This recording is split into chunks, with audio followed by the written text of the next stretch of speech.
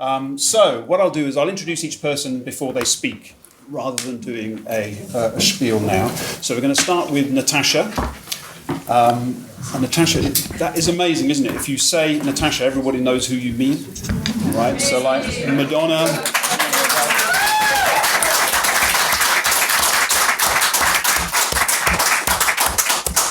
And she's doing a speaking tour at the moment with Douglas Murray.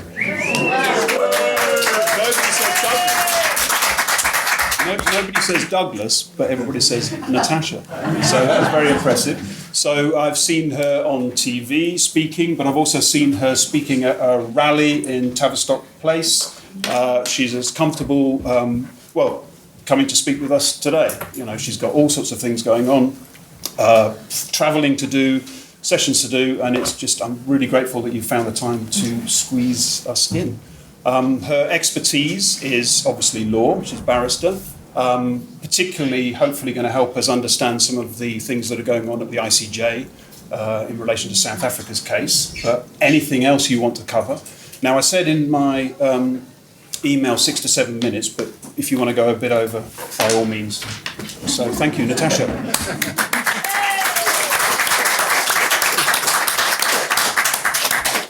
Well, thank you very much for the very kind introduction and the warm welcome. It's very dangerous to give that indication to go over time, especially on this topic. But I always find the most important aspect of these opportunities to be your questions. So I think we'll try and leave as much time as that for possible as possible. But in the context of discussing genocide, I perfectly understand my role here as the lawyer to set out, the legal definition and talk a little bit about how this term is being abused with respect to Israel, what the possible ramifications are of that, and also to look at a little bit more detail at the allegations that South Africa has been advancing at the International Court of Justice. So in terms of the definition of this term, this is the only bit I'm going to read out to you, and it's from Article 2, essentially, of the Genocide Convention. So the 1948 Convention on the Punishment and Prevention of the Crime of Genocide defines the concept of this crime. And it does so critically by focusing, the key aspect of this crime is intention.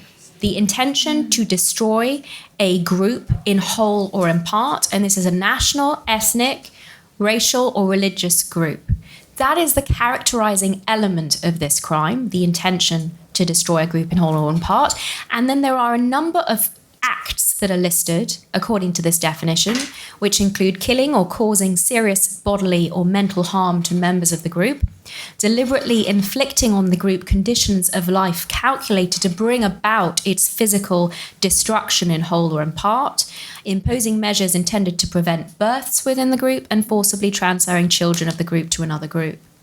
That's the legal definition of genocide. Now, where did the term come from? The 1948 Genocide Convention is important. Its timing is important because this was a response to the Holocaust. The term genocide was coined by Raphael Lemkin, a Jewish jurist, to provide some form of terminology to the Jewish experience of being targeted for extermination because they were Jews by the Nazis in the course of World War II. And the intentional aspect of this is therefore key, both to the way it has been recorded in Article 2 of the Genocide Convention, but also to how this has been carried across into the statute of the International Criminal Court, the Rome Statute, and that has included this crime in Article 6 of the founding statute of that court.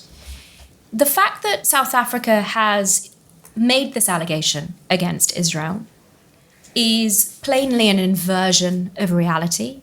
It is monstrous, abusive, given the fact, of course, that the term itself comes from the Jewish experience in the Holocaust. To accuse the Jewish state of having perpetrated genocide is, extremely meaningful in a negative sense. But in a much more important, immediate sense, I think it's critical that we recognise that this is also about accusing the victims of the very crimes, of perpetrating the very crimes that were committed against them. And in that respect, I don't just mean the Jewish victims of the Holocaust, but I also mean the victims of those acts of genocide on the 7th of October. Because what I do not think can be beyond doubt, given that it was so carefully documented by the Hamas terrorists themselves, is the acts that were carried out that fall within the list I read out to you on the 7th of October, the killing, the slaughter, but of course also the rape and the torture, and the targeting of Jews, Israelis in those communities in the south of Israel at the Nova Festival because of who they were, because they are part of that group, that ethnic, racial, religious, national group.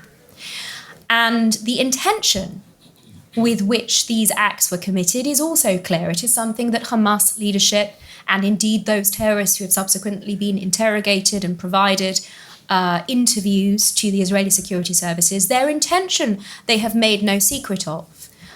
For anyone that has watched the now 48-minute video compilation that the Israeli Defense Forces have compiled of material from the 7th of October from Hamas GoPros, from dashcam footage, there is also a recording, which has been much spoken of a terrorist who phones his parents on the telephone of a victim, of someone that he has killed, and tells them how proud they should be of him, how many Jews he has slaughtered. The intention is beyond doubt here, and was never, as I say, even sought to be hidden. And it's an interesting phenomenon that we see of the victims of these crimes being accused of perpetrating the very crimes that were committed against them. The fact that South Africa has made this allegation at the International Court of Justice is not, by accident. It is carefully considered, and it provides a legal hook by which South Africa seeks to bring Israel to the court. And that is because both South Africa and Israel are party to the Genocide Convention. That is the mechanism by which it has essentially grounded jurisdiction, and by which Israel has also participated in the farce that has been played out. And that's another aspect, the public relations side of the ICJ case, and how the proceedings themselves have been watched around the world and received in the media. I was on the equivalent of the BBC in South Africa, SABC, in the days immediately after the first provisional measures order in January of last year. I'll come on to talk about that order in a little bit more detail. And I thought that my counterpart on this interview summarised the motivation that South Africa had here perfectly when she was celebrating the outcome of what was being discussed from the provisional measures order. And she said, "Isn't it wonderful? Now we can finally use genocide and Israel in the same sentence and nobody can tell us otherwise." And in that respect, South Africa has been successful in launching into this blood libel, this absolutely abhorrently false allegation against Israel, but they have shifted the Overton window. The parameters of acceptable debate here now, for some reason, include the discussion of those two terms, Israel and genocide, in the same sentence. And we have seen that spread like wildfire and gain currency. And one of the I think critical aspects of this to really bear in mind is how the proceedings at the ICJ have been so badly misrepresented, including by lawyers who certainly should know better and very senior judges in this country. And we saw that after the 26th of January in the first provisional measures order, where the world and his wife was reporting that the International Court of Justice had found Israel plausibly guilty of genocide, or had found that there was a plausible risk of genocide. Now, I think it was the 26th of January itself. I was being interviewed on Sky News, and the individual who was just on before me had also repeated this complete falsehood, this canard, that this is what the provisional measures order found. And I said, it's not true. I said, you just need to read the order. And it says in plain terms that what the court determined was that the case that South Africa brought raised plausible rights.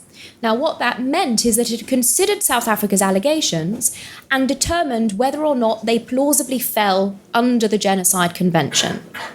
I mentioned that the genocide issue was the hook, that South Africa was using the legal hook to bring Israel to the court. That is because it's the convention itself that forms the basis of the court's jurisdiction. So the only question the court asked itself didn't come on to consider the merits, didn't consider the evidence, that the supposed evidence that South Africa was raising, it didn't consider Israel's response. It considered whether there was a case that fell to be legally determined. And the question for that is, was the case that South Africa was raising something that fell under the Genocide Convention? And that has been the consistent position of the court through each of the provisional measures orders it has given. And lest there be any doubt, shortly after there was an evidence session at the Houses of Parliament, the Business and Trade Committee determining this question of presented with a potential arms embargo on Israel, wanted to hear evidence on what the International Court of Justice had so far determined in this case. About 30 hours after that hearing, the former president of the International Court of Justice, Joan Donoghue, came out on Hard Talk on BBC and said, I'm going to take this opportunity to clarify something. If you ask me, she was clarifying something that would have been clear had anyone actually read the provisional measures orders in the first instance, rather than projecting what it was that South Africa wanted the world to think about this case. So stepping back, and I know we're moving on to the specifics of this case rather than kind of the generalities of the concept of genocide, it's important that we recognise the impact of these abuses of international law and abuses of international legal terminology and international legal institutions, because what's happening at the ICJ at the moment about this is a complete farce. You know, it's been called out time and time again by the dissenting judge, the vice president of the court, Sebutinde, where each of these provisional measures orders that have been made simply require Israel to comply with its obligations under the Genocide Convention, which it has been applying and complying with the entire 12 months. In fact, Israel has a positive obligation under the convention to punish and prevent the crime of genocide. All of its conduct in Gaza, in pursuing its war aims of destroying Hamas as a political and military force and rescuing the hostages, returning the hostages, that is in compliance with its obligations under the Genocide Convention. But when we step back and we see the harm that is being done to the credibility that the International Court of Justice has, and let's not forget the driving factor now behind this case, we're told that it's the president of the court, Judge Salam, who has a vicious track record of anti-Israel comments in his role, previous capacity as Lebanon's ambassador to the United Nations, accusing Israel of being a terror state, of war crimes. I mean, in any international legal institution with credibility, an individual with that track record would recuse himself from a case of this nature. By all accounts, he is the driving force behind this case proceeding with priority on the court's docket. But if we step back and we consider the impact of these abuses of international law, this lawfare campaign that we're seeing carried out at the International Court of Justice, this is a problem not just for Israel. This is a problem for every state that cares about the rule of law, every individual that actually believes in an international legal order. Because it's not just the credibility of the international legal institutions that is being called into question here, it is also the validity, the veracity of international law itself.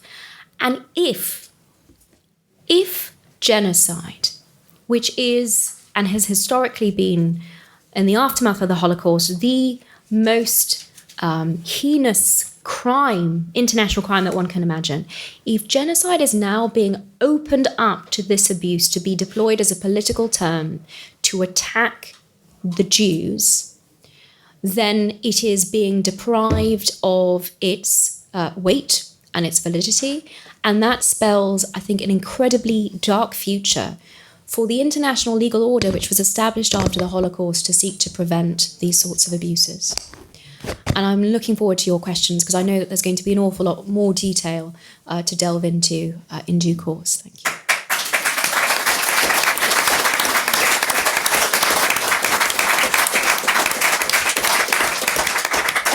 Fabulous. So when we get to questions, please don't be shy, everybody, because there's a lot of hard arguments here. So please do raise anything, and even if it's on the detail, the ICJ, all of those things as well. You have the expert in the room.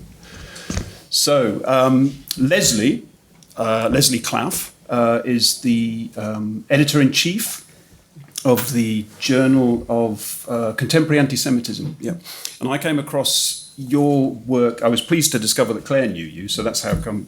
So we got straight to you to get you to speak here. But I came across your articles on Holocaust inversion, which obviously is very powerful, and I thought that was such a clever way of coming at the problem. So, but you've written for many years. You're an academic. You're in Sheffield University.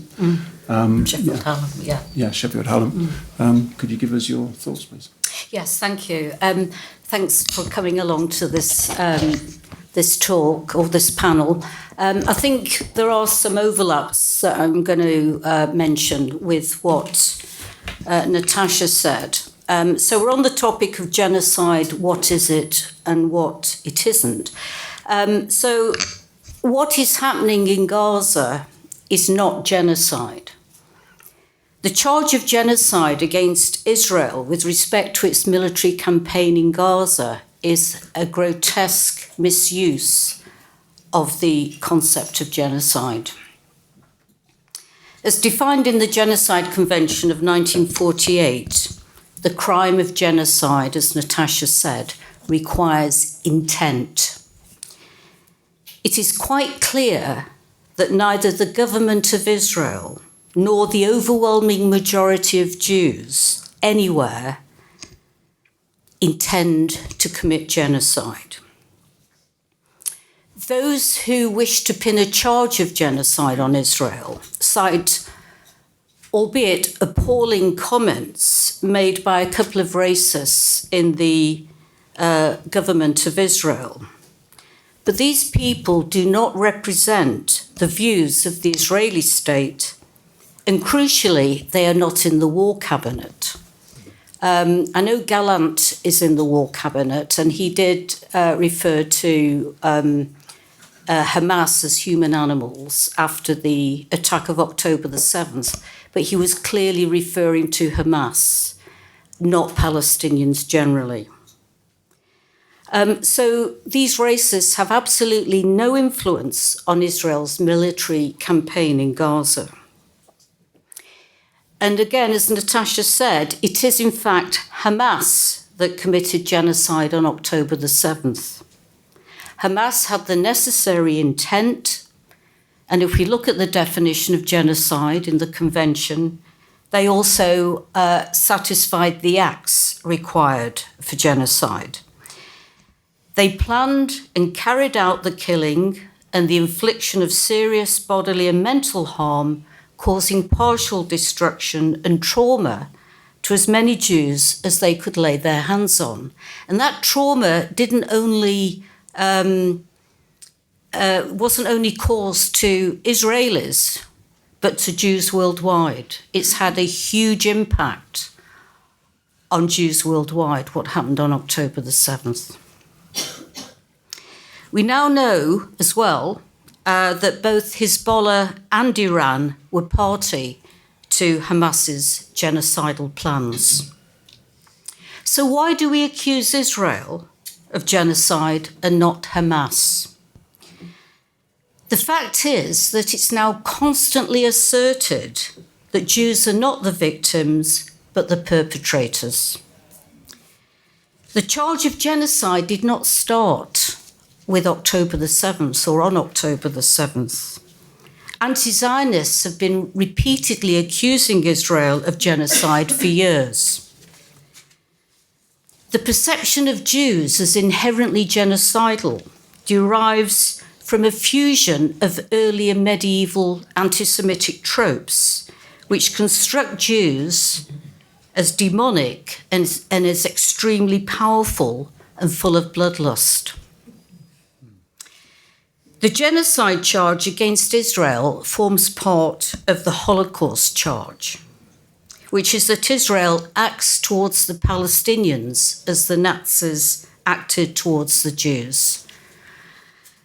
And in both instances, again, as Natasha said, Israel is accused of the very crime whose commission against the Jews made the necessity for the state of Israel so compelling. Those who assert that Jews are the perpetrators rather than the victims of genocide are effecting an inversion of reality and morality. Thus, we have what is known as genocide inversion and Holocaust inversion. Both are equally anti-Semitic and equally distressing for Jews. The benefit for those who engage in Holocaust inversion is that it removes the nagging sense of guilt about what was done to the Jews in the Holocaust, while the benefit of the current trend for genocide inversion, for accusing Israel of genocide, is that it removes the nagging sense of guilt about what was done to the Israelis on October the 7th. Now people can say, look what the Jews are doing. They don't deserve our sympathy for what was done to them in the Holocaust, or they don't deserve our sympathy for what was done to them on October the 7th. And more than that, accusing Israel of genocide allows anti-Semites to turn away from reality. Or anti-Zionists, we can use those phrases interchangeably. From what Hamas, so it allows anti-Zionists or anti-Semites to turn away from a reality from what Hamas did on October the 7th, which carried deliberate and unmistakable echoes of the Holocaust, particularly with respect to what the Einsatzgruppen did, and to focus instead on Israel's response after October the 7th. Now, this inversion of reality has three elements. The first element is one of self-justification. The second element is one of exculpation. And the third element is one of denial. So the denial is a further attack on the victims because it's a deliberate wound inflicted on them, suggesting that they should not be believed. And we can talk about this more during the question and answer session, if you wish. Both with Holocaust inversion and genocide inversion, the enormity of the crime that was done to the Jews is appropriated to attack them. And charging Israel with genocide, it demonizes and delegitimizes Israel. This is why it's so popular with anti-Zionists. But it's also an attack on humanity. As Emeritus Professor of Holocaust and Genocide Studies, Professor Philip Spencer, he was at Kingston University, as he said, quote, "If the concept and charge of genocide is turned on its head, a crucial part of our post-Holocaust normative framework is not only inverted but dismantled. Words of the most profound significance no longer have the meaning they had. Worse, they mean the opposite. In other words, if the term genocide is misused, if its meaning is turned upside down, the Genocide Convention cannot be invoked to seek the protection of any other groups who are threatened with destruction." So opposing the charge of genocide doesn't just matter to Israel and Jews. Rebutting the charge of genocide against Israel, it matters to humanity. It matters to all of us. All right, thank you. Thank you.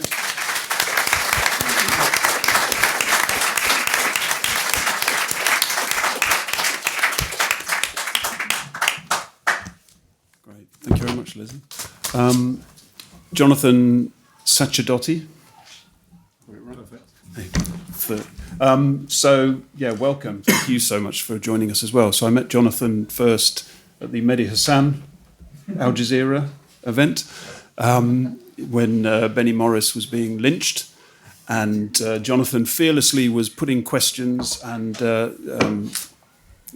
taking on this lynching Not that it did us a lot of good, but it was a brave and a noble stand in the room. You can see the event online, actually, if you want to find out what I'm talking about. But Jonathan also is written widely. He's in The Spectator this week. So I'd already come across his work, but then I didn't realise that you also had an interest in this area specifically until I came across an interview with you on YouTube. So I was very pleased to sort of join the dots and invite you to this. So could you give us your thoughts, please? Sure. Well, thank you for having me. And sorry. I've been given instructions about this. So, thank you all for being here, firstly. I think it's really extraordinary to see this many people packed into a very stuffy and small room to discuss this issue of genocide. And I would like to say that I find it quite extraordinary as a Jewish person, the son of a survivor of genocide, to be finding myself repeatedly now being called upon to speak about genocide in this context. The allegation being that my people and the Jewish people and the Jewish state are guilty of this crime of crimes. I find it absolutely extraordinary that this is the allegation levelled against us, and that the pinnacle of my journalistic activity in my life so far has come to this, that I am being called upon repeatedly to prove that we are not genocidal. But if that's what we have to do, that is what we are going to do. Now, we've spoken a bit, Natasha mentioned the origin of the word genocide. It's a very complex term because it's not just a legal concept, it's a societal concept, it's an ethical concept, it's a moral concept. And it's a very important concept. And I would go on to build on what both previous speakers have said and say that the use of this word against us, the Jewish people, in response to what is happening, is not just outrageous for us, it is outrageous against all the genuine and real genocides that have occurred in our history. Because this word was coined by Lemkin in 1944 because he was staggered that there was a crime that could be unpunished. The reason he invented this term, genocide, was that if I go out and kill one person, I would probably be punished and imprisoned for it. But if I went out and killed an entire people, or tried to, the tendency was that despite that being the most horrific thing people could do to one another, the orchestrators of those acts very rarely found themselves punished for it. The individuals who carried out the acts, even at the bottom of the chain of command, often went completely unpunished after the genocides of history. And this is why he wanted to create this concept of a crime that could be categorized, described, studied, and punished. I think that's vitally important. And so what I want to say, to look a bit more at this allegation of genocide. I mean, I'm not stupid. The reason we're in here in this room discussing whether the word genocide means what we think it means and whether we should use it, it's entirely because of what's happening in Gaza. That is the reason this room is packed today. That is why we are being called on to talk about this subject. What's happening in Gaza may be horrible. It may involve some war crimes on the part of the Israeli forces. It may not. But many wars, in fact, I would say all wars, are horrific and ugly and involve horrible humanitarian situations and very often involve individual moments of war crimes. None of those things implies genocide. None. Genocide has, whether legally or morally, some very specific requirements. And among those that I think are obviously not present here and are obviously the things that were present in the real genocides that we study and academics study the world over are a few important factors. And that's what I want to focus on now, because I think that they are vital in their horror and the obviousness of their absolute absence in Gaza.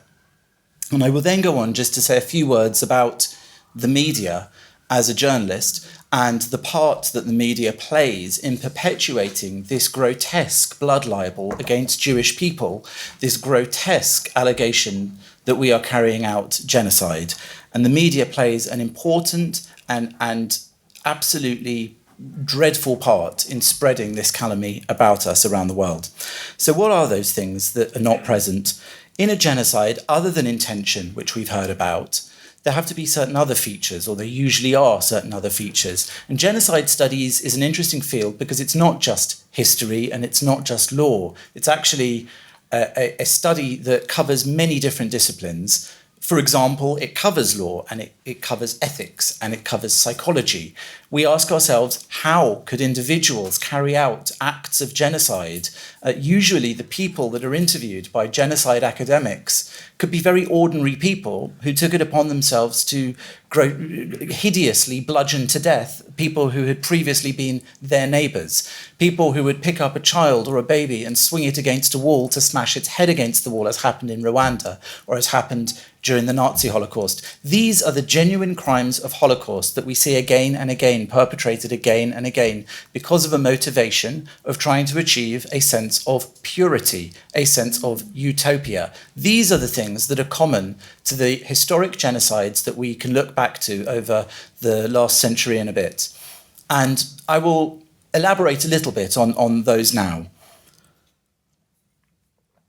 If you think back to other genocides that we can all agree are genocides, they would talk, for example, about the purity of society, the purity of humanity, and the need to eradicate people who did not comply genetically with the level of purity that society was aspiring to. These are the sorts of things the Nazis spoke of. When my father, as a child in Italy, was banned by the racial laws from going to the beach at the same times as other people, or being present in public at the same times as other people, these were acts of genocide, or part of that genocide. When my father was hidden by nuns, first in a convent and then for 9 months in a Catholic orphanage in Italy, this was because he was being hidden from people who wished to deport him and all people like him to the death camps.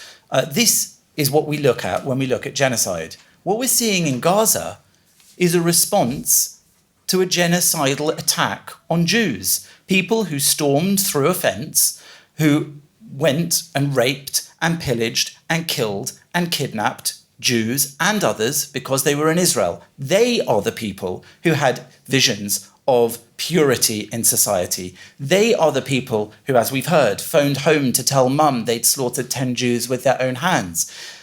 I interviewed a survivor from one of the kibbutzim just a couple of weeks ago who told me as she hid in her panic room, which was not a panic room, a bomb shelter, which she had devised a lock for using bits and pieces she found in the room, she heard them coming in and out of her house multiple times. And when she eventually was freed from that room by the army in the end, she found that they had stolen her kitchen appliances, that they had stolen her television, they had stolen all of the cars from the kibbutz, they had stolen everything they could.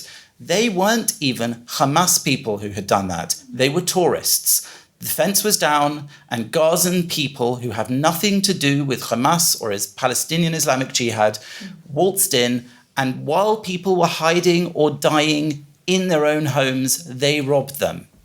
If there's a genocide that went on October the 7th, it was there, because that is a society which has been brainwashed into a belief that the people on the other side of the fence do not deserve the basic values of humanity. The genocide happened the other way round from what the BBC or most of the media will tell you. So warped is the media's representation of this that if you happen to have followed, it's a strange hobby I know, the BBC's peculiar mistakes and apologies on Israel, got to do something for fun, you will see. For example, I don't know how many of you saw, there was one report, other than for example, Jeremy Bowen claimed they'd flattened the Al-Ahli hospital in Gaza. And of course, when that was proven not to be true, they were almost disappointed. The BBC will never forgive Israel for not flattening a hospital full of children. The BBC will never forgive Israel for not having gone into a hospital, the Al-Shifa hospital, and targeted medics and Arabic speakers. As their newsreader read out, she said they had specifically gone in and targeted those people. That probably would have been a qualifying act of genocide. In actual fact, the correction she was forced to make was that they had sent Arabic speakers and medics to assist the people in the hospital who weren't terrorists. Quite a difference. But why is it important? It's important because if any of you in this room or outside this room believe that Israel is genocidal, it's no wonder, because the term was coined so that we could defend against this happening again in our lifetimes. And so when we see signals that it might be, it's completely reasonable that we would want to investigate and interrogate what's happening. And when we try to do so, we are met with a wall of what we today call disinformation, a wall of what I prefer to call lies about Israel, about Jews, and about what's going on. It's really pretty simple. It's not a genocide when you start to lose a war you started. That is not a genocide. It could be turned into a genocide if there was any indication that Israel was carrying out the acts required, that it was dreaming of a utopian society free of Arabs. But of course, Israel has a massive Arab minority in the country with full equal rights, who have taken some of the most senior roles in the country. That is a nonsense. Israel's act is not one of racial purity or trying to wipe out any single people. It is one of trying to defend itself against a genocidal people who launched an attack on its own people and who have said they would do it over and over again. Israel is fighting against extremist Islamic terrorism, which has indoctrinated many of its enemies to believe that Jews do not deserve their own country, do not deserve a state, not even alongside a Palestinian state, do not deserve a place in the Middle East. And I would say that the sooner that the media starts to represent this a bit more fairly, society will start to understand that they're being lied to, and people will understand that this is a fight that's not just happening in the Middle East, it's happening around the whole world, including right here in our city and in our country. And I would say, just to tie up, and there's plenty more to discuss, that as soon as we can realise that, we can truly target those who are truly and really genocidal, because they have all of you in this room in their sights, as well as me and my co-religionists. Thank you.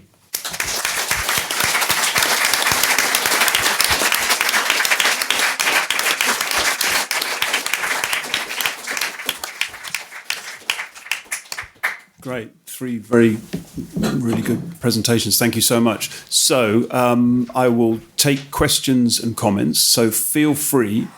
Oh, you managed to get in. And also, because these are very hard arguments often to have with our friends, so don't feel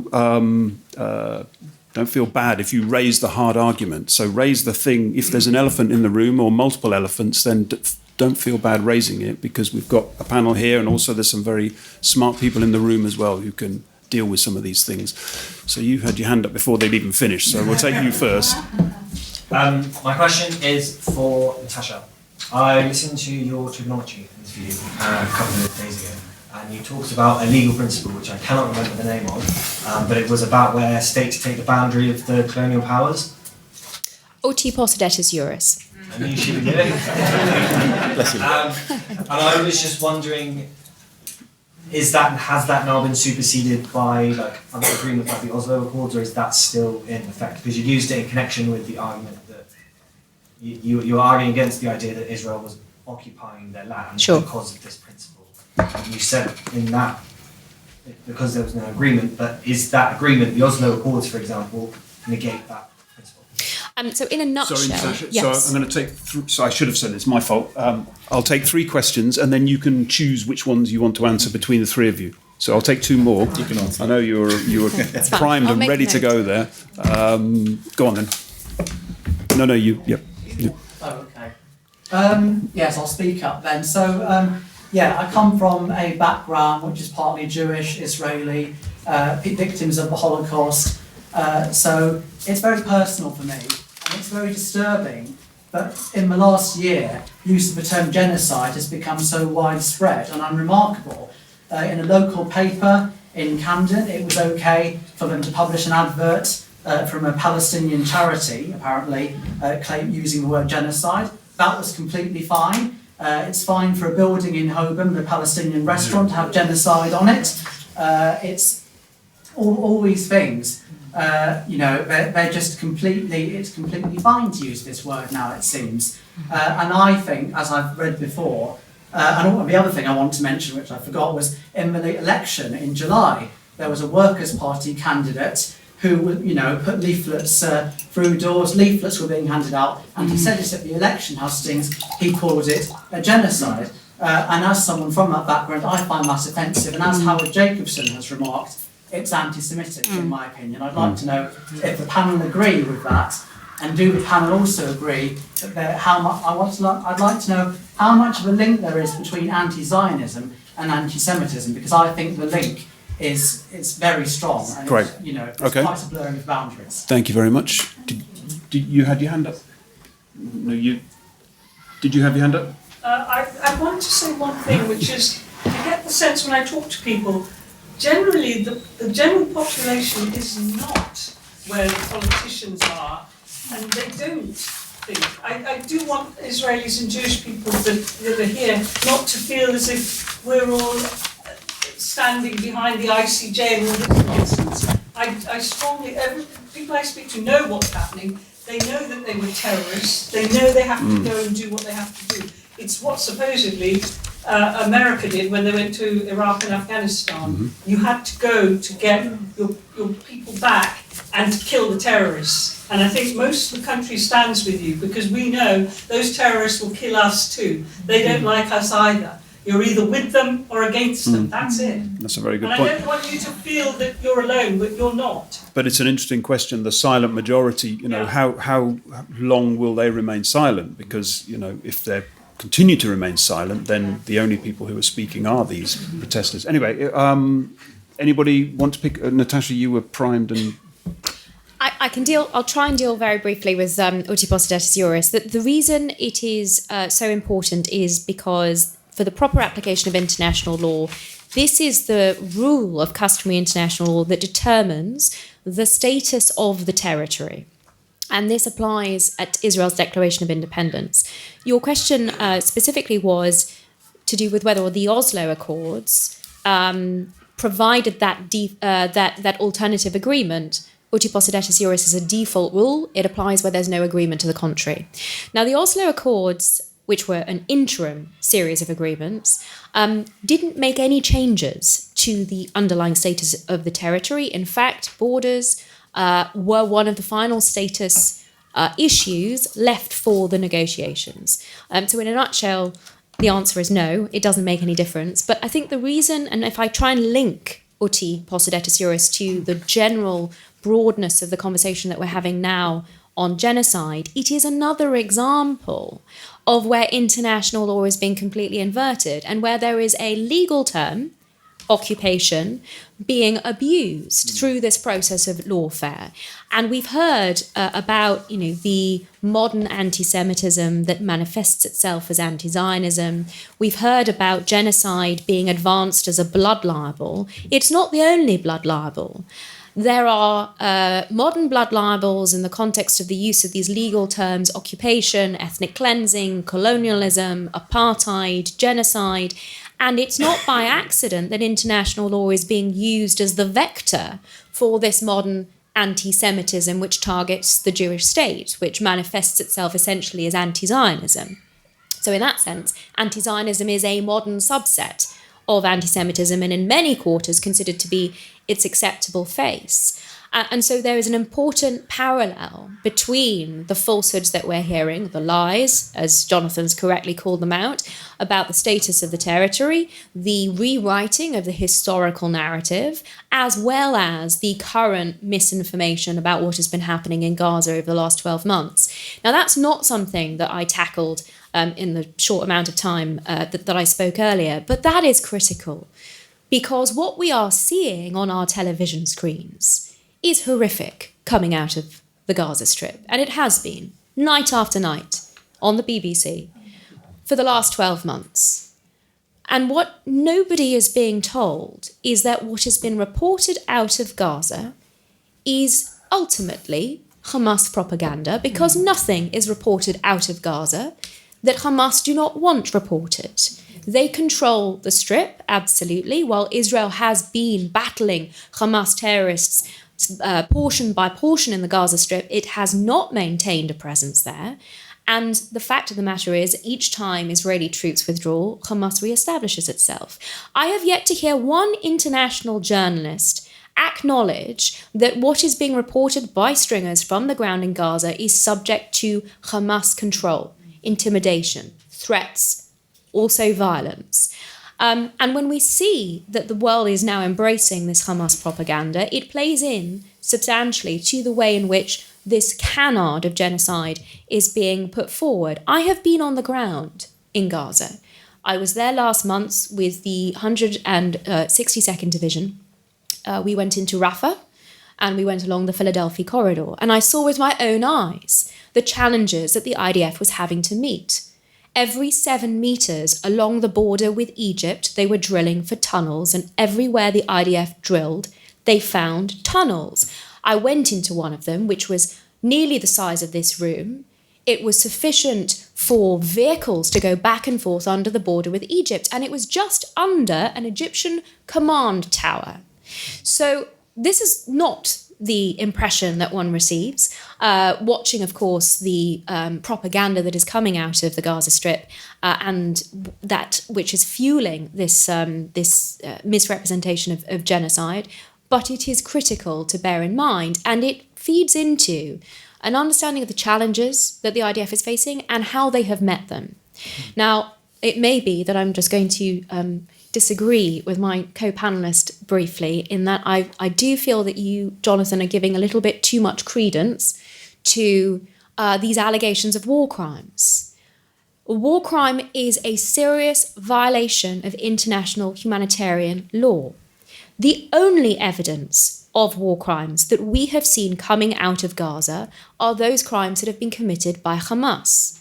Now, are there individual soldiers that are violating orders that may even have violated international humanitarian law? We will have to wait and see. There are many investigations that are currently being carried out by the Military Advocate General Corps, the army lawyers of the IDF. But the allegation of war crimes, which is bandied about very, very easily and is in many respects part and parcel of the misinformation that we've seen tied up with genocide, is something that ought to be very robustly pushed back against because of the reality of the situation, which has been remarked upon by military and legal experts, that the IDF has gone further than any other military in history, way above the requirements of international humanitarian law, in preventing civilian casualties, in targeting its strikes, in providing warnings of strikes, telephone calls to individual householders, text messages, creating humanitarian corridors where IDF soldiers have been defending fleeing civilians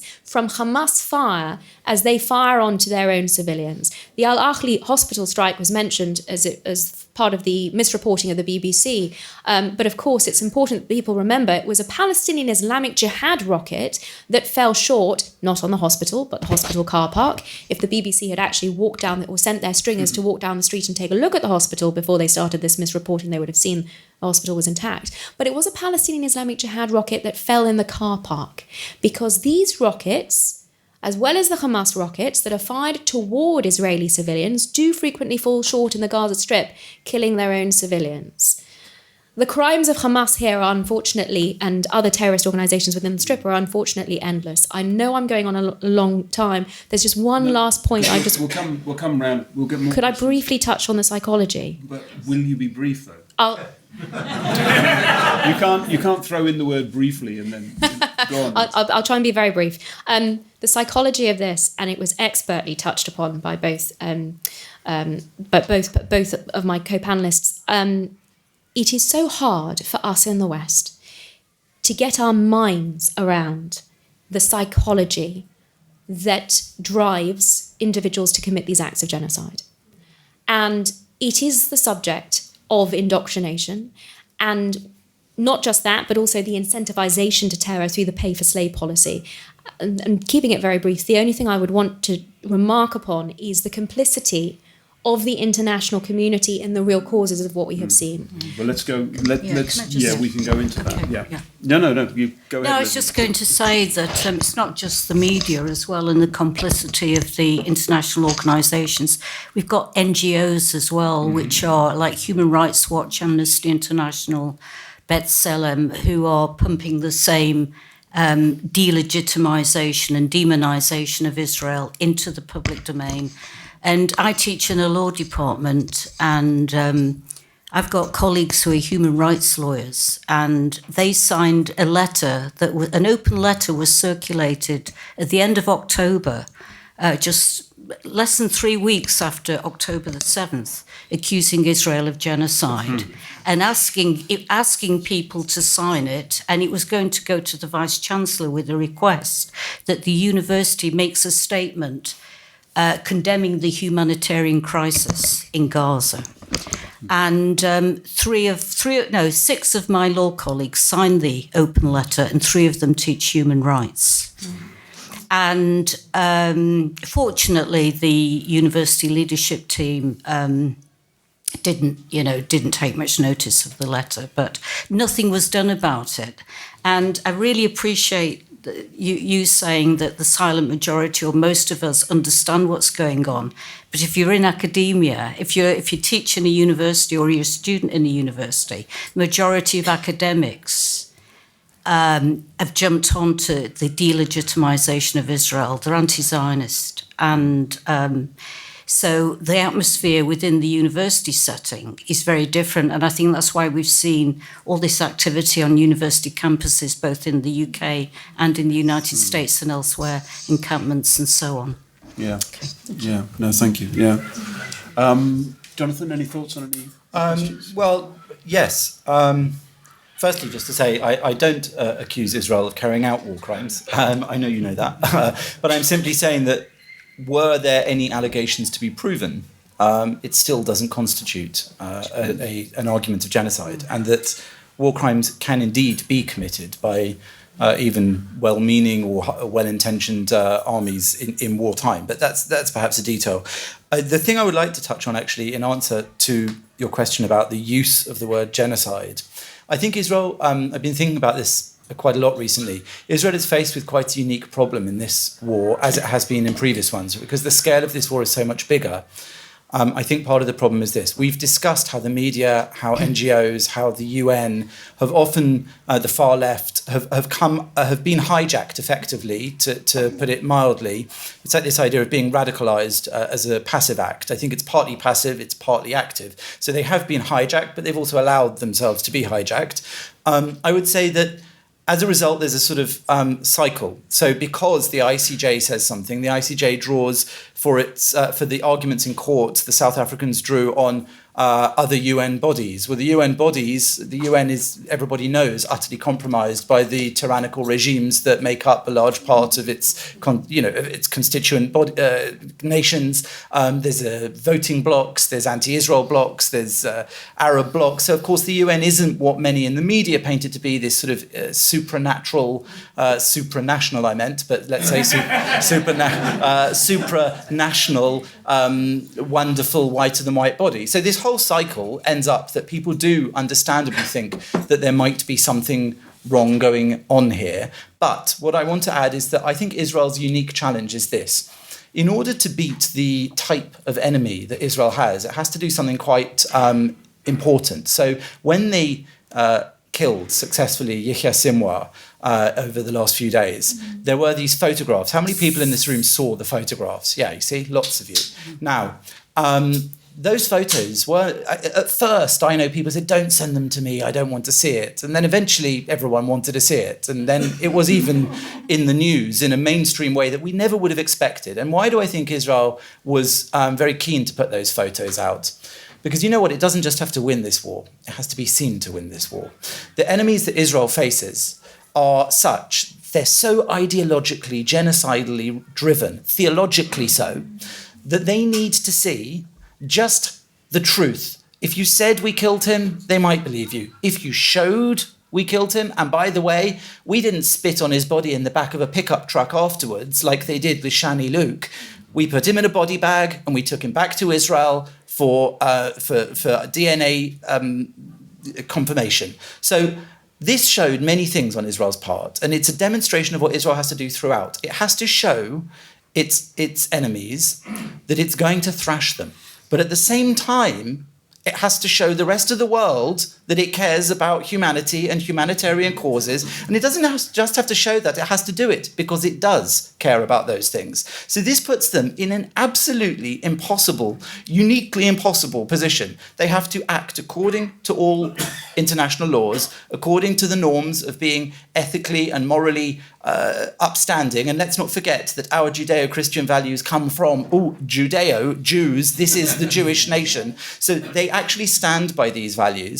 And the people who waged jihad on them, who shouted, this is for the nation of jihad, you saw it in those documentaries, even the BBC's had to broadcast them now, the Hamas footage, that was what they were shouting. They didn't launch over the border and say, this is for a two-state solution, living in peace alongside our Israeli and Jewish neighbours. They said, Mum, I killed 10 Jews with my own hands. Or they said, 10,000, 20,000 dead, it will be worth it for the nation of jihad. These are the words they said. It was broadcast finally on the anniversary on the BBC. So my point is, that enemy needs to know you're serious. It needs to know you're going to thrash them. It needs to know you're going to be, dare I say it, merciless. But international law and the West needs to know you're not merciless against people who don't deserve it, against civilians. You're going to make sure there's plenty of aid. You're going to look after them. And those things have to be done at once. And that's why you see the word genocide everywhere. Because if you're not very interested in finding out details, all you see are the people who understand the message incorrectly. Thank you very much. Can I see all hands? Because I want to get a rough idea of how strict I have to be. Okay, so I've got 1, 2, 3, 4, 5, 6, 7, 8. Divide that by 30. Okay, so you got about a minute. Thank you. In a recent tweet, the historian Seaback Montefiore said that we now live in an era where the post-1945 consensus that the Holocaust was a unique experience that affected European Jewry is over. How would you explain the breakdown of this consensus where the Holocaust has been relativised? Yeah, no, that's a really important aspect to this. I mean, before I ask my question, I'd be remiss if I didn't, and this is with all due respect to Jonathan and Lesley, but it's one of the greatest honors of my life to be in the same room as. I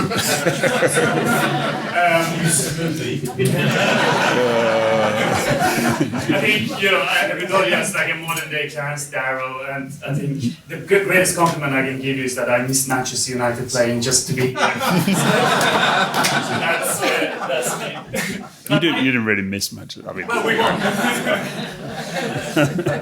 No, but my question is very much around, taking a step back about the concept of truth in today's world, where we don't have a shared epistemology, we don't even have a shared ontology, where the idea of genocide and ethnic cleansing and war crimes are not rooted by those who accuse Israel of such in any truth, is rooted in an ideology of some form or another. And by being rooted in such, it's immune to facts. So if you say the Palestinian population has grown by 550%, etc., etc., it doesn't register. It's like throwing stone at a nothingness and thinking it's going to hit a wall, but it doesn't. So I'm just wondering, with that in mind, how would you tackle not the legal bodies, etc., but the general public who do use these terms? And finally, last thing I say is that I disagree with Mark. Don't watch the Benny Morris, Al Jazeera, Mehdi Hassan show. Watch Natasha Hausdorff, wipe the floor with Mehdi Hassan.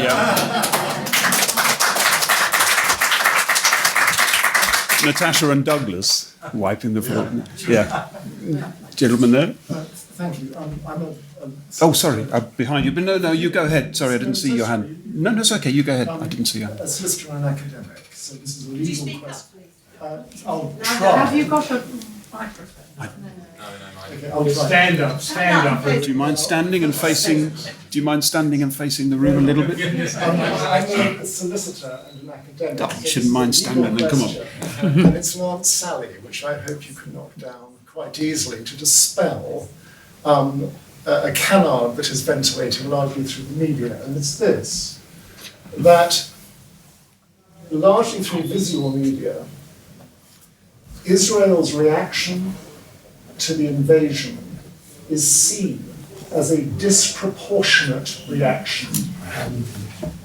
And that disproportionality is used as circumstantial, that is not direct evidence, of an intention which is a genocidal intention. Now, I know that to be wrong, but this is an opportunity, I think, for the panel to ventilate that argument in this forum. So it's a very good. So if you combine that with what Simon's saying, which is we're not really very good at defining what the Holocaust is all about anymore. It's kind of lost its meaning, and so people don't really have a way of understanding genocide. And then people come along and say, "Well, look at this video. That's a genocide." So if you combine those two things together, you can end up with what we're seeing. Well, the ontological argument by the gentleman behind me is it's a postmodern argument, which is that the realm of legal definition that was current in 1948 and 1951 is no longer current. And the elasticity of these terms is such that you can make it mean what you want. What interests me more, evidentially, is this notion of proportionality. So that disproportionate absolutely, response was, absolutely, and its evidence. Yep. That's the point. Great, thank you. It can be knocked Yeah, down. well, I'll bring you back in a moment. So, so I'm not going to bring the panel back in just yet. I know I said I'd do 3 questions, but we'll give them a rest. So the gentleman behind you.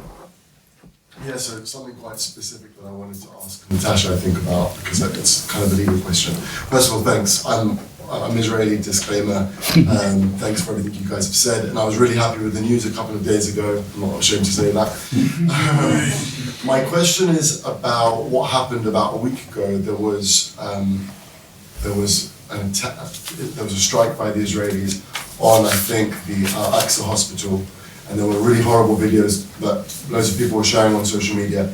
And again, for the millionth time in this year, I've been thinking, God, like, how can I justify this? This is terrible. And when is enough too much? When do we reach the line, right? And so I guess my question is, on that specifically, is Israel ever targeting humanitarian zones? Are they? Okay, because I was trying to understand exactly how this happened, right? How can it be that someone could be hooked up to an IV and could be attacked in that way? Is Israel targeting humanitarian zones? Did something happen there that that we didn't really get the full picture on? And I just wanted to know how you understand that. So does everybody know the incident that is being described? This is the kind of key thing that people are sharing, is the video of this young man and his mother burning in a tent. I think a field hospital. Is it outside the main hospital? Yeah, there's an image of someone hooked up to an IV. Yeah, burning. with his yeah. Okay, so how do we deal with that kind of visible? Which kind of goes with all the other points that people are making, the other questions. So feel free to try and answer some of these as well if you want. Ruth? So I think this goes back to some of the comments about, the post-1945, but wasn't international law, in essence, an idea of projection of Western civilization at the time? I mean, that's very broad, or Western power. So I suppose my question is it still useful now it really is international and encompassing all these other countries and viewpoints? It doesn't seem to be a sort of, it doesn't seem to have a power and a consistency that is meaningful anymore, and I get the sense that that's something that's changed since all these things were first devised. So I want to know if you still think it's a useful concept, even. Genocide or international law? The idea of international law, it just seems to be so broadly encompassing now of all sorts of regimes and beliefs. Right. So I'm going to ask you to be very, very succinct. I'll tell you why, because if you talk for a long time now and then I go back out and then I give you 5 minutes at the end as well, then there's no time to go back out for the 3 or 4 people who want to ask. So if I can ask you to just do a couple of sentences, then we'll go back out and then you'll have time at the end to sort of finish off. Is that all right? Promise? Do you want me to start? Yeah. Well, I'll do my best. You interrupt me if I'm going on too long. Just specifically on the hospital strike, the response by the Israeli military was that this was a strike on a Hamas command center that was embedded inside the hospital compound in the Deir al-Balach region of central Gaza, and that was on Monday. This is the problem, that Hamas have routinely been embedding themselves, not just within civilian infrastructure, so that every second house is part of that terror infrastructure, but specifically protected buildings like schools, like clinics, and like hospitals. The situation is that a protected building like a hospital loses its protected status if it is being used as part of the military infrastructure. So these strikes are legitimate. There was a question as to whether Israel actually targets civilians. I can tell you categorically no. Why? Because I'm familiar with how the IDF operates. I'm familiar with the Military Advocate General Corps, the military lawyers that approve strikes on military targets only. And Israel's processes and procedures here are second to none. Maybe, arguably, because of the intense international scrutiny that Israel is under. If I may say 2 words about proportionality. I was going to mention. You say it. You go. Because this was the question specifically raised by the gentleman. Proportionality is actually a concept in international law. It is perhaps the most misrepresented concept in international law in history. It is not a question of comparing casualty figures, as so much of the international media would want you to believe. That would be macabre. It would also simply encourage Hamas to continue with its tactic of using civilians as human shields and trying to inflate the civilian casualty count as much as possible. Do not, I pray, do not take Hamas casualty figures than their propaganda as read, as the BBC keeps quoting, tens of thousands of casualties. These have been utterly debunked. In fact, I encourage everyone to visit the UKLFI Charitable Trust website, where there are new briefing notes, both on genocide and specifically dealing with the manipulated casualty figures on this question. Proportionality does exist as a concept in international law, and it requires every military commander to weigh up the strike that is about to be taken. It is an intention-based test. It is not to do with the effects of a strike. On the basis of the intelligence that the military has, the assessment and the balance needs to be made between the anticipated civilian collateral damage and the military aims of the strike.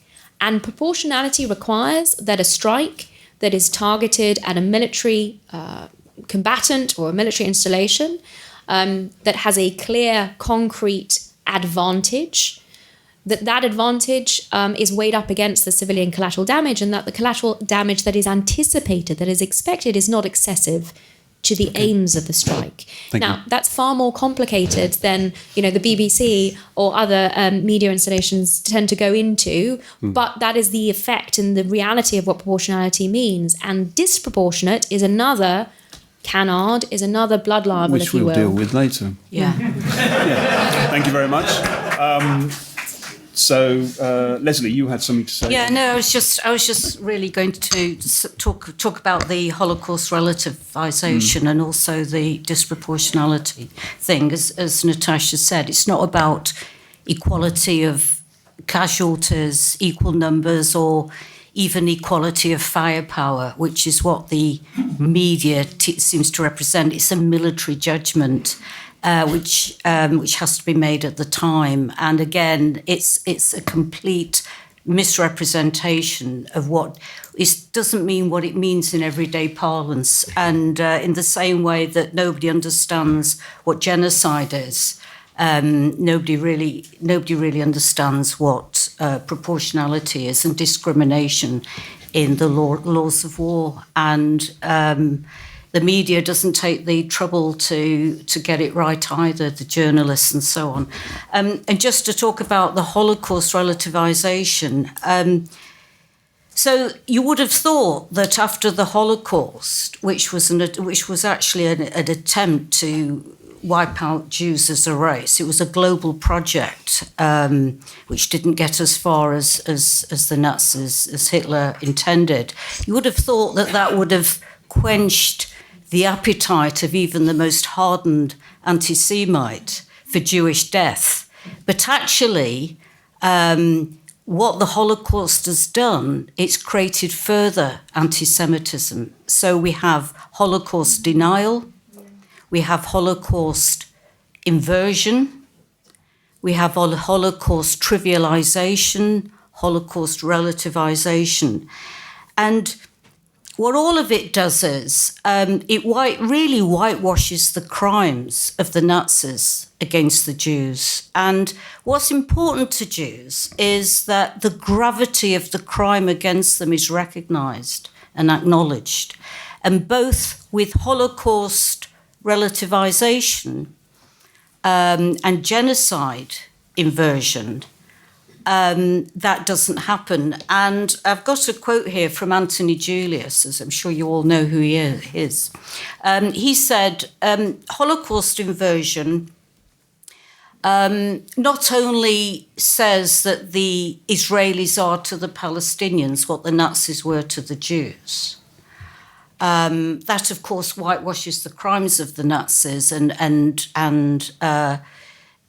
exaggerates the alleged crimes of the Israelis. So it's a very convenient way to engage in anti-Semitism because it accuses Israelis and Israeli Jews of evil, because equating Israel with Nazism is saying that Israel is evil and needs to be removed. I mean, it gives support to the idea that there should be no Jewish majority state. So Anthony Julius said that Holocaust inversion or Holocaust inversion, it's also an insult to Jews because it says to Jews, quote, "Let me associate you with what you hold to be most obnoxious, most polluted. Within your own world today, what is it that you most loathe? The Nazis who murdered your parents, your siblings, and your children? Well, you are Nazis." And that, in a way, that's what this genocide inversion is doing. Because the attempt by Hamas was to kill as many of the group or to cause mental harm or destroy part of the group as much as they could. And it was very, very traumatic experience. Israel is still suffering a lot psychologically from what happened.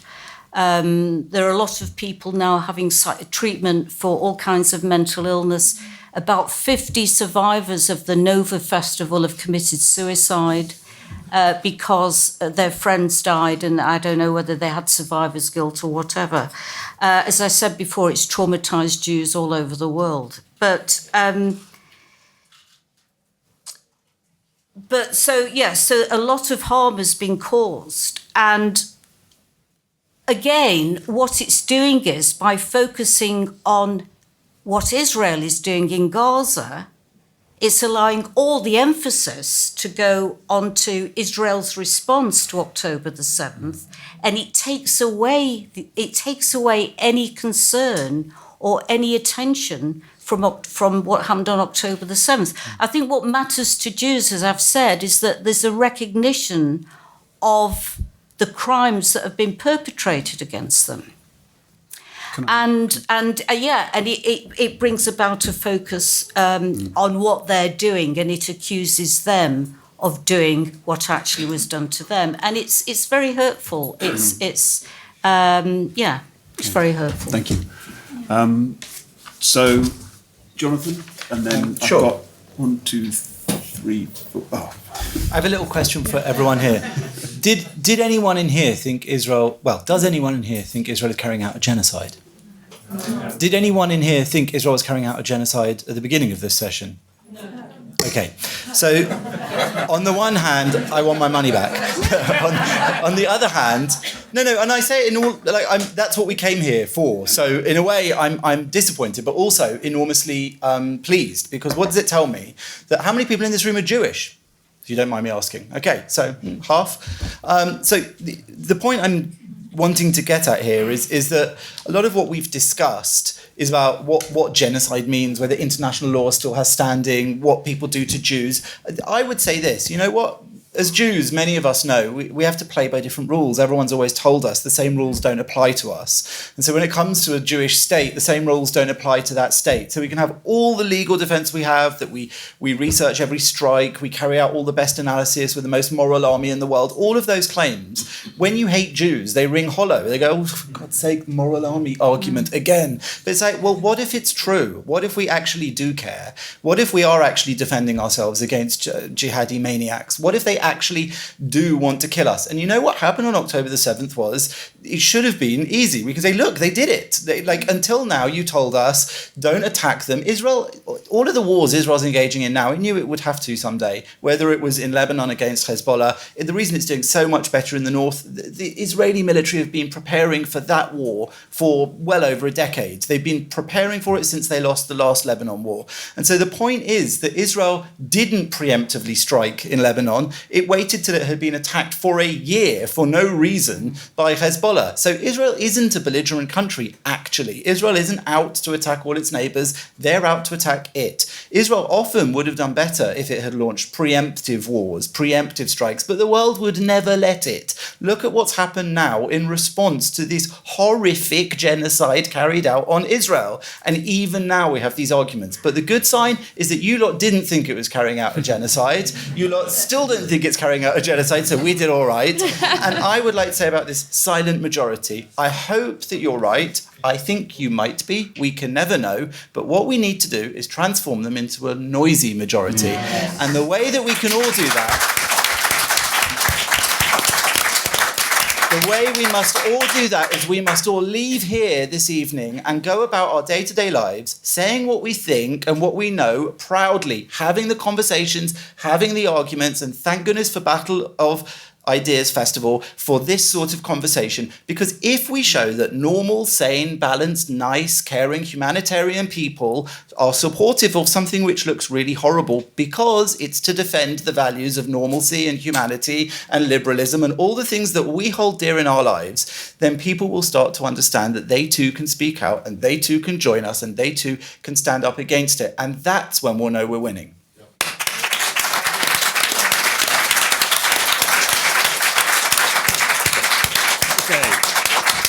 So we really have to be brief. So talking of nice, sane, balanced humanitarian people. Yep. Okay, it all sounds good. I'm Jewish, I'm pro-Israel, but guess what? It's too smug. It's not answering the questions, as this gentleman brought up, the legal aspects of disproportionality. I'm not talking about that. I'm talking about the feeling, and you're wrong about a silent majority because it's a minority. The majority are very concerned about disproportionality, including my own girlfriend. We have these arguments. And it's not been answered in this room for sure. And it is a very serious need to answer this.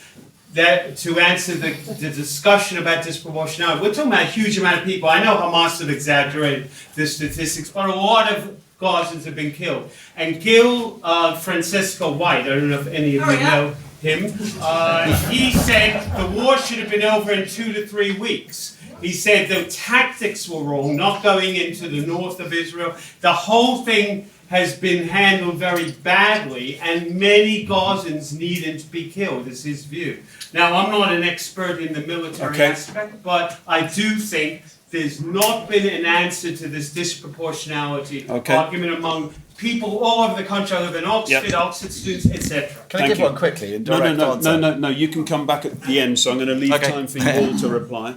So basically, we're talking about not the legal definition of proportionality, but actually whether 40,000 dead or whatever the number is, whether that's a correct response to whatever. And obviously people do just balance numbers. Okay, gentleman there. I just wonder if you had any suggestions of what we do with the enemy that's actually here in the UK.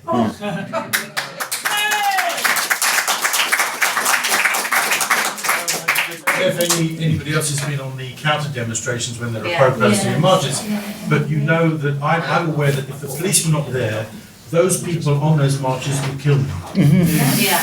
And it makes me very uncomfortable. And I wonder whether those people, once this is over, so it will be over, whether those people actually just jump back in their bags. Well, yeah, I think that's a whole other debate, but I'm not so sure they... Yeah, okay. jump in there. So, almost to repeat, I remember 30 years ago, my friend knew someone Israeli IDF in Gaza. 30 years ago, that IDF said, you would not believe what the Gazans are teaching their children about Jews, to kill them, that were evil. 30 years later, I wonder if that kid in Gaza was the terrorist who murdered my relative last year in Israel. And the same question is here. What do we do against the enemies of this country, including the BBC, the BBC who is probably been bought by Iran by this. Like it was 30 years ago, now it's what happened?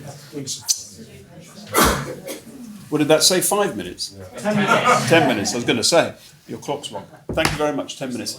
Lady there. Thank you. I'm Jewish. I've been having these kinds of arguments with friends for the last year, since October 7th, taking very similar positions to you on the panel. And it's very difficult, it's very upsetting. But the chair invited us to sort of point out some elephants in the room for the battle of ideas. So I'm going to play devil's advocate a bit here, and I'm going to push back against some of the things that I've heard some of you say that I've got to admit I find quite unconvincing.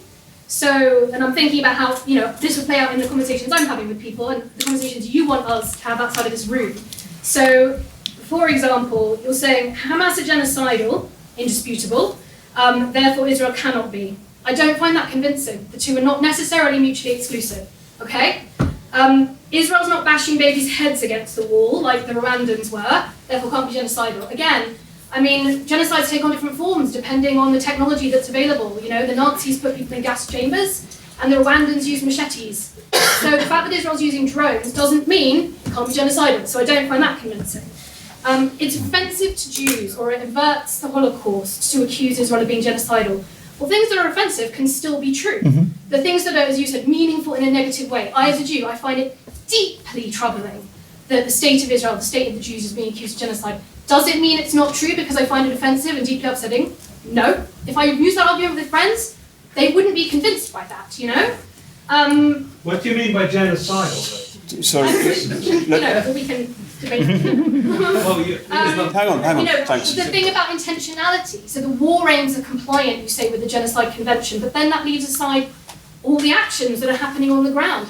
There's a huge debate, for example, amongst historians of the Nazi genocide between intentionalists and structuralists who said, actually, a genocide can happen even if there isn't the intention, even if there isn't an order from the final solution.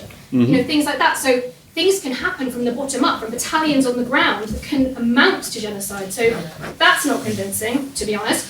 And then finally, I do think there's an omission from everyone here on the panel, which is around sort of talking more broadly in the terms that Benny Morris might talk about Zionism, about establishing a Jewish state in a region populated predominantly by non-Jewish Palestinians, and about the sorts of policies that are necessitated to first establish and then maintain that state. And I think, he talks about Zionism portending population displacement, other people talk about ethnic cleansing. And I think that needs to be talked about in this mix, even if we say, ultimately, this isn't a genocide for all the reasons that you said. So I realise this is not maybe very popular in this room, that I put this out there. I wish you'd asked that first. That's a brilliant question. Thank you. How long have we got?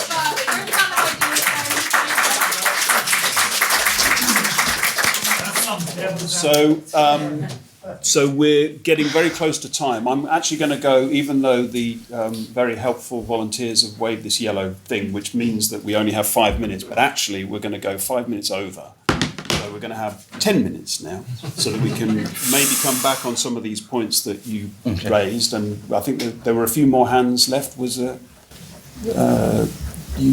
go at the back? Yeah, I was going to have a question. Natasha said stuff. I wasn't quite clear to me what South Africa's agenda or purpose was in bringing the original allegations against Israel in the first place. It wasn't clear how it would necessarily serve South Africa's interests, or whether South Africa was doing it for a strategic ally. Trying to reinvent themselves, I think, to make them look like a good country when, you see there's a video where one of their politicians says, look, 22 people were shot the other day, just down the road, so they're diverting from the fact that they can't deliver water and electricity and, Load shedding. Was there one more hand? Oh yeah, that lady there. Sorry, both of you, yeah.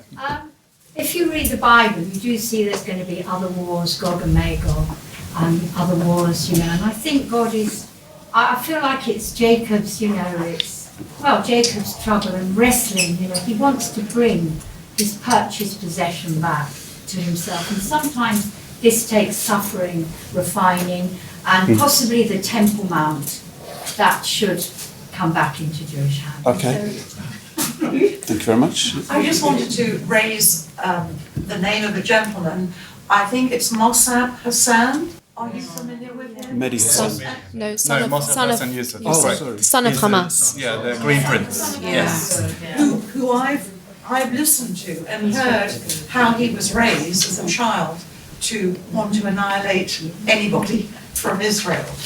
And I just wondered what your response is to that. Also, I think I heard somebody in Saudi Arabia saying, please, IDF, finish the job and go into Iran. You'll be doing us a favour. What do you feel about Half the Middle East agrees with you. I'm Iranian and I agree. Okay. No, you can't have three. No. Because we've still got one more person here.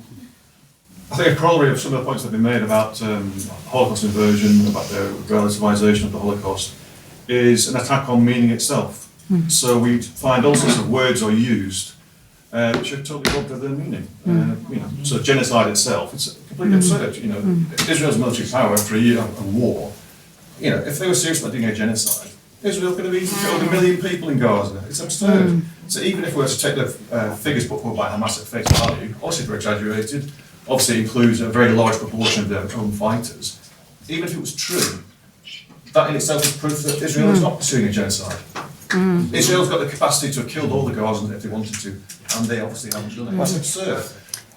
You get phrases bandied about, like people say, oh, Israel is embarked on carpet bombing. Completely absurd. We're talking about carpet, but you know what carpet bombing means? It's completely absurd. So this is a big problem. So we have an attack upon the fundamentals of language and meaning, and that's a big problem because it means that if we have that and we accept that, we cannot understand anything, we can't analyse anything, we can't have a discussion. And obviously for the opposition, for the people who hate Israel, that is not a problem, because they don't want a discussion. In fact, when you try and talk to some people around the fringes of the demonstrations, the organisers get extremely nervous and they will come in and they will physically try and stand in between you and stop you from talking to them. They hate a discussion, they do not want a discussion and a debate. And that's why it's so important that we stand up for the language and maintaining what words mean. Because without that, we can't have a civilization. Can I just respond to that? I'm going to bring you all back in. Oh, in a okay. second. Yeah. So I think all that's true, but I think there's kind of atmosphere that's being sort of, or the kind of approach that's being suggested here, is that doesn't really wash. That kind of definitional approach. So you're quite right that we do need to define what genocide is, and we do need to define what Holocaust is. But I feel like we have to go the next step and say, okay, so therefore what is going on? What is actually going on? So for example, why is there a guy with UV and flames everywhere and all the rest of it? Well, that's because of what Natasha was saying. That's because of what Hamas have done. They've turned the whole state into their military infrastructure. So we have to kind of go the next step, and it'd be interesting to know what are the key arguments that you're finding hard, with people, and what are the things that they're saying that really sort of the numbers, just for one. The numbers exactly. Okay, so let's can we deal with the numbers? I'm going to bring you honestly. It's the numbers thing. How many people died in Syria? I don't know. Exactly. How many people died in Yemen? Doesn't matter. Right. No, I agree with Hey, you. excuse me. I'm arguing. Right. Pointing out. Hey. No, I'm not blaming you. Jonathan encouraged you there. Sorry. I expected more from my panel. When I sang praises earlier, I thought, right. So I'm going to get you to sum up in a moment. Yeah. So I'm just simply saying that I do recognise what's being said, that some of these words we can't just use. So proportionality, it's true that it's a legal definition. But when people use the term, what they're saying is, well, has Israel responded in a way, I was with you at the beginning, I've heard people say, I was with you at the beginning, because they're just weighing up corpses, basically. They're saying, well, 1,200. And then, so I do think we do have to really take on board what Jonathan was saying about, going out there and having arguments with people. I do think often the only way through this is to just keep trying it and say, okay, that didn't work, that argument didn't work, try different arguments. Anyway, I'll let you guys have the last word. Our Fight UK, please join our mailing list. Right. Jonathan, I'm sorry to be burning and disobedient and burning with anger. It's just because the best questions came at the end, and that when we have the least time. And so thank you all for them. I would say to the lady at the back, I thank you so much for all those questions, because they're the questions we're all asked, and I'm trying to be quick, so forgive me for speaking quickly. The main answer that I want to give to those, and I know, sir, that people don't always listen, but I can't help it if people don't listen to me. I can only try and find better ways to tell them.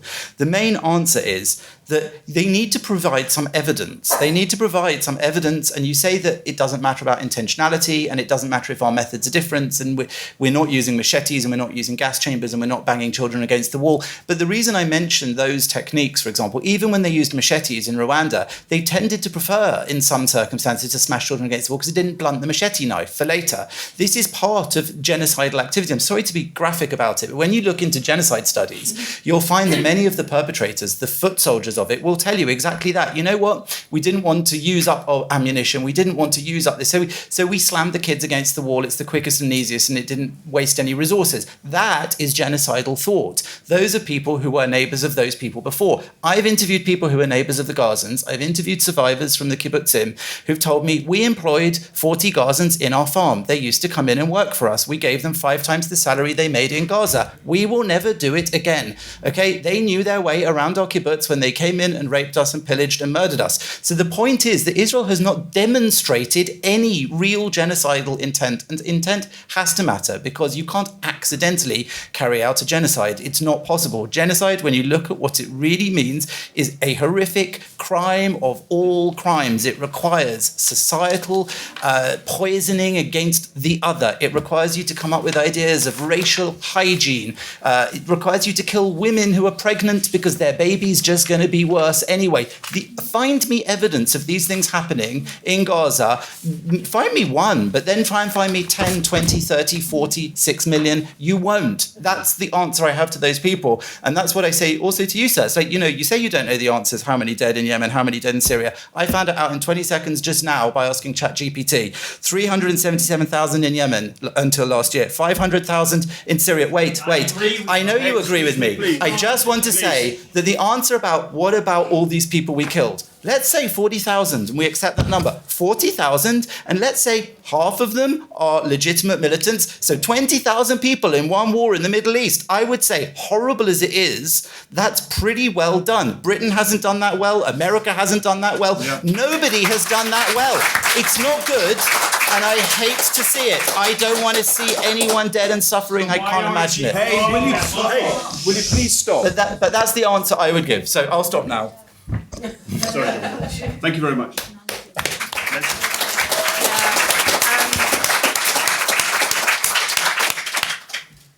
Yeah, I mean, to the lady at the back, I mean, why, what do we say to people who say that Israel's committing genocide? Well, if we don't go with the definition of genocide in the 1948 Genocide Convention, which requires intent, is part of the definition of genocide, right?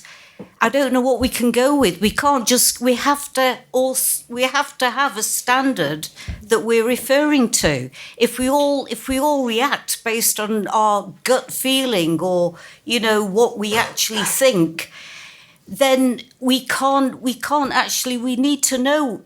The military term of proportionality is what proportionality is. It's a military term. We talk about proportionality and discrimination.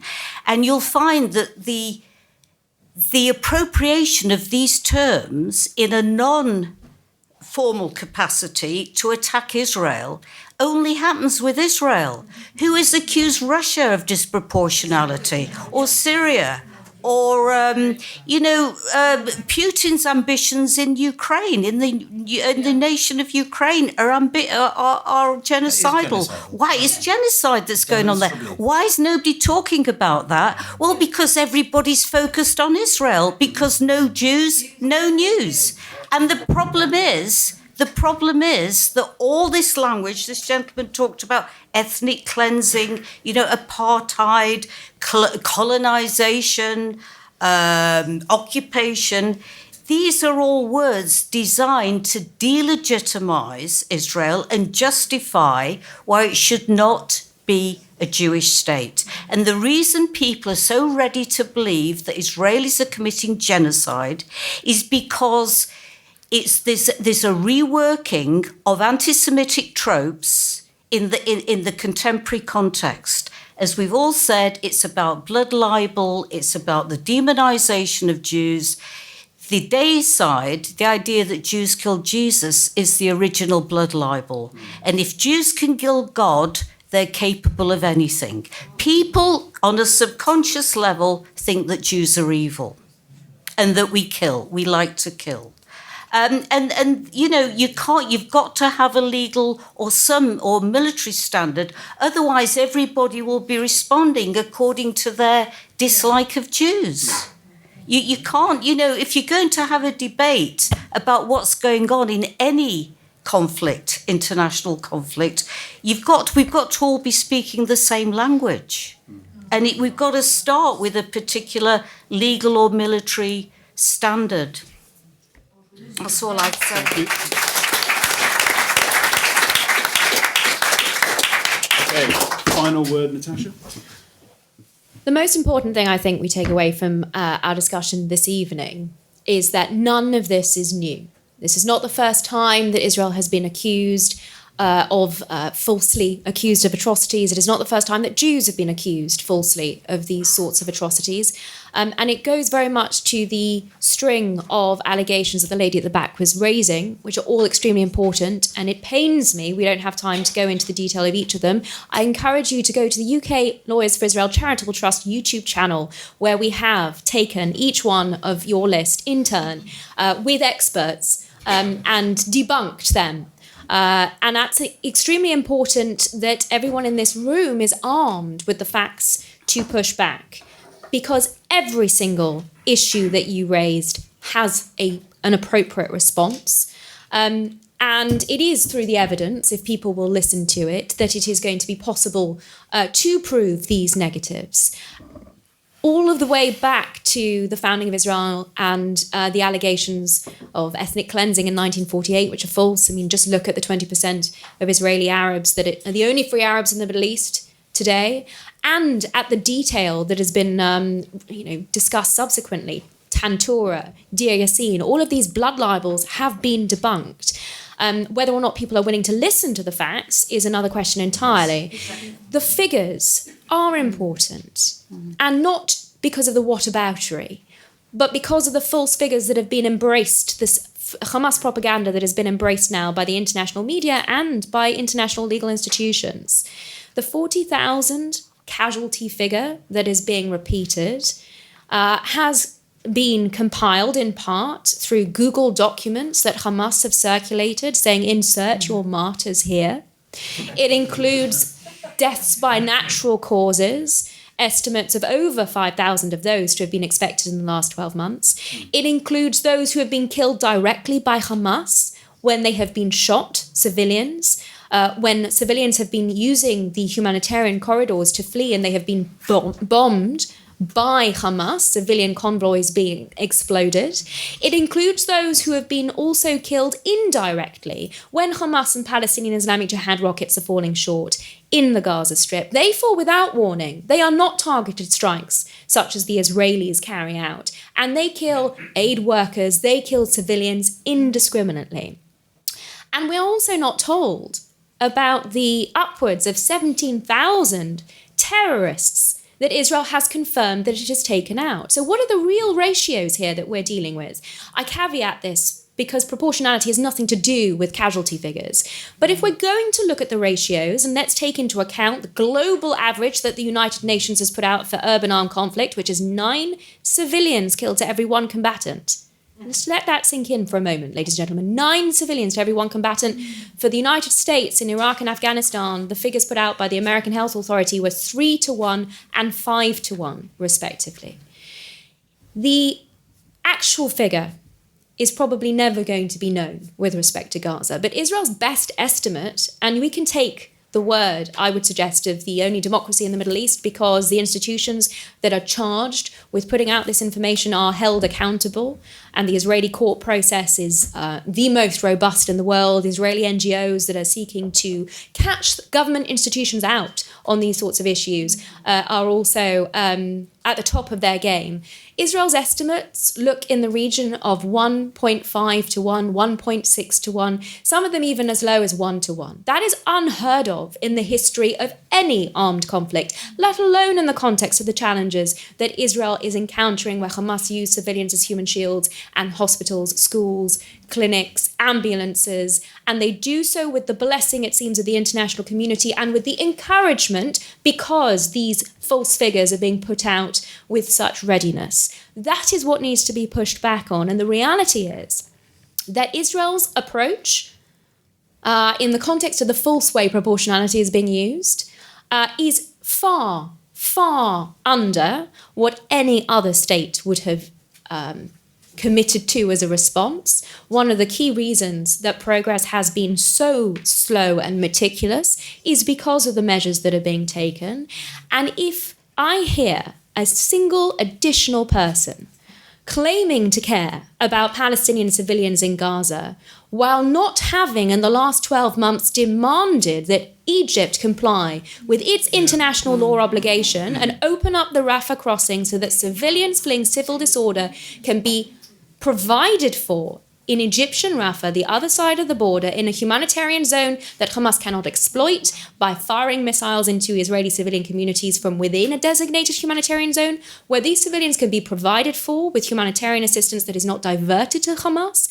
Until I hear those sorts of calls from individuals who profess to care about Palestinian civilians, we need to call these people out for what they are. They are promoting a blood libel, and they are promoting a false agenda, and the ultimate explanation for this has to be anti-Semitism. The final word I want to leave you with, because this has been a very heavy session, is a bit of optimism. Not just because, as Jonathan so eloquently put it, your presence here and your engagement in these issues proves to us that good, well-intentioned, reasonable, humanitarian individuals have a very important role to play here, but also because the measures Israel has taken, unprecedented as they are in their restraint and their preservation of civilian life on the ground in Gaza, have still been remarkably effective.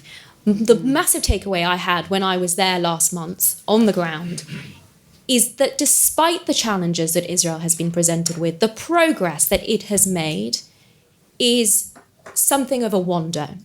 And where we have seen the heads of these internationally prescribed terrorist organizations being taken out, most recently Yahya Sinwar, and we are seeing the incredible job that Israel is doing in fighting this war of civilizations on behalf of all Western, liberal, democratic individuals.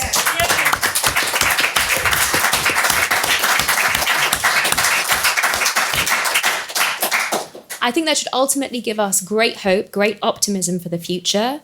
Yes, the road for the truth, the battle for the truth is going to be a much longer road, but we can do that once we win the battle of civilizations. And with your help, ladies and gentlemen, I think we will. Amen.